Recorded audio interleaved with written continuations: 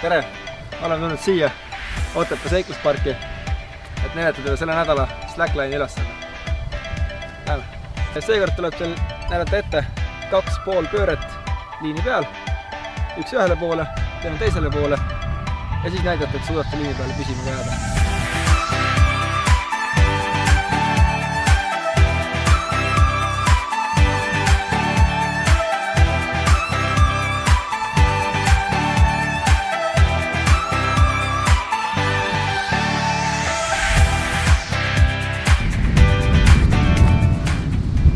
Okei, tehke video ära ja saatke meile 7 päeva jooksul ning Otepää seikluspark loosib 2 osaleja vahel välja 2 tasuta pääset Otepää seiklusparki ronima.